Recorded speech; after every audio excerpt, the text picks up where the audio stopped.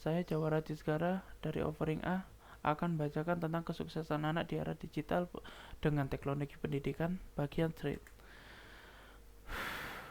Ide paragraf yang pertama, segala jenis jaringan network sangat berpotensi terjadi pencurian identitas baik secara sadar ataupun tidak. Lalu bagaimana cara menanggulanginya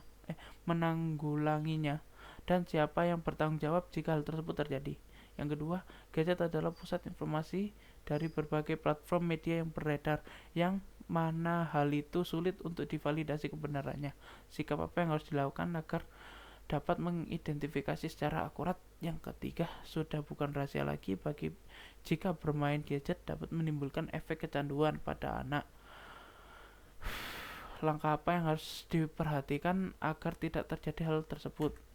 Paragraf pertama, pencurian identitas di jejaring sosial network dapat terjadi secara sadar ataupun tidak. Secara sadar, pencurian identitas dapat dilakukan oleh penjahat dunia maya atau cybercrime dengan cara meretas database yang perusahaan atau institusi untuk mencuri informasi pribadi dan keuangan korban secara tidak sadar. Pencuri identitas dapat terjadi ketika korban memberikan informasi pribadinya secara sukarela kepada pihak yang tidak bertanggung jawab, seperti saat mengisi formulir daftar online atau mengikuti survei. Berdasarkan jurnal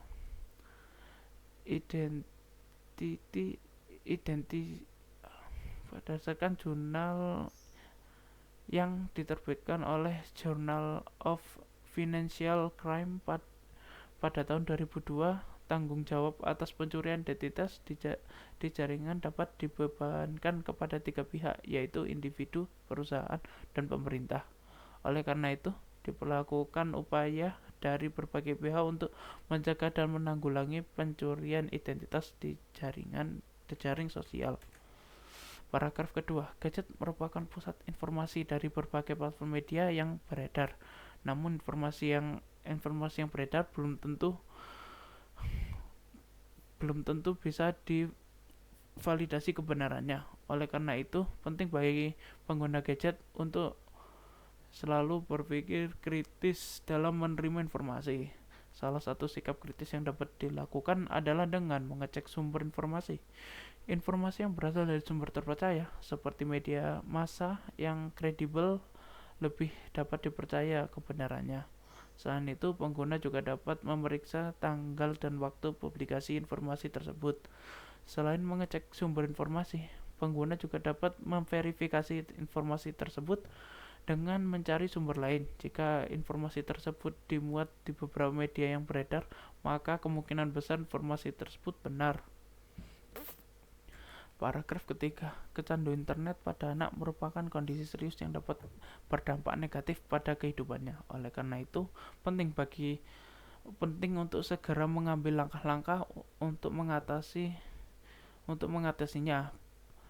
Berikut adalah langkah-langkah yang bisa diambil untuk mengatasi kecanduan internet. Yang pertama, komunikasi dengan anak. Hal pertama yang perlu dilakukan adalah berkomunikasi dengan anak untuk memahami penyebab kecanduan internetnya. Yang kedua, aturan batas waktu menggunakan internet. Setelah memahami penyebab kecanduan internet pada anak, Anda dapat memulai memberi batasan waktu penggunaan internet seperti 2 jam per hari. Yang ketiga, berikan alternatif kegiatan lain. Selain dengan memberi batasan waktu, Anda juga perlu memberikan alternatif kegiatan lain dengan berbagai